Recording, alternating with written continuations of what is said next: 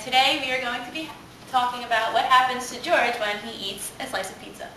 So George gets hungry and he eats the pizza in his mouth, where it is in the oral cavity.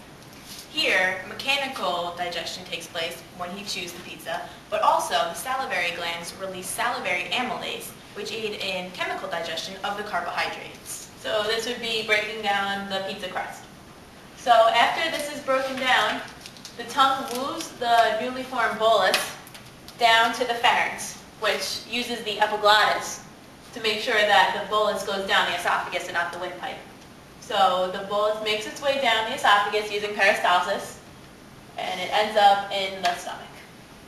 In the stomach, the bolus gets mixed with hydrochloric acid, which lowers the pH, and this is responsible for denaturing the proteins so that they can be absorbed. In addition, there is also pepsin in the stomach, which assists in breaking down the proteins.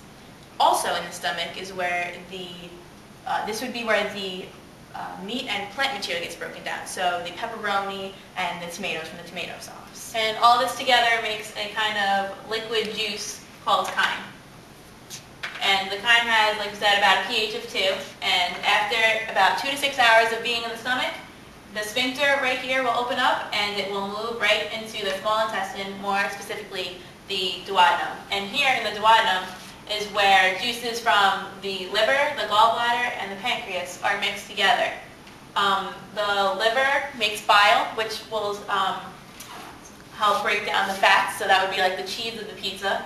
The gallbladder stores extra bile, and the pancreas releases a juice that will neutralize the pH, so it's not as acidic in the small intestine.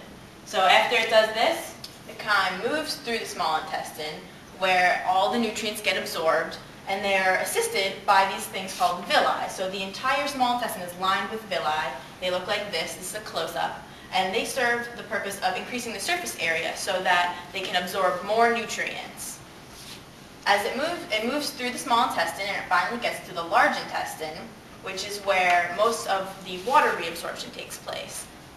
So as the water gets reabsorbed, the liquid solution becomes more solidified, and about 90% of the water that was added to the food to help digest it will be reabsorbed here. So it moves through the large intestine. The large intestine is given its name not because of the length, because it is shorter than the small intestine, but because of the diameter. If you notice, this is much smaller than this in diameter. So then it's now called feces since it's solidified. It moves to the rectum to be stored until it's ready for expulsion through the anus. And that is how George digests his pizza. So here are the steps to help summarize the process of digestion and how George digested his pizza. So the first step, the mouth, or also called the oral cavity, chews the food, and the salivary amylase breaks down the carbohydrates. So once again, that's like breaking down the pizza crust. Also in the salivary amylase, there are antibacterial agents, so that way you don't get sick from the bacteria coming in. And there's also mucin, which helps coats the lining of the oral cavity, so that way you don't get hurt. It also helps the bolus slide down the esophagus. So after this is all done, the newly formed bolus slides down the esophagus, and the esophagus uses peristalsis to bring food to the stomach, and peristalsis are the contractions of the muscle that help bring it down. So after the food gets into the stomach churns and helps digest it more, and it releases 2 digestive enzymes, the hydrochloric acid, which has a pH of 2. It lowers the pH of the stomach and of the newly formed chyme, which is the new name for the soupy matter in the stomach.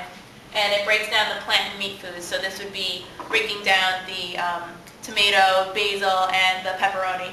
And also, pepsin breaks down the proteins in the pepperoni, so it will help the proteins unravel, and the low pH in the stomach will help denature the protein, so that also will help in the unraveling of the protein.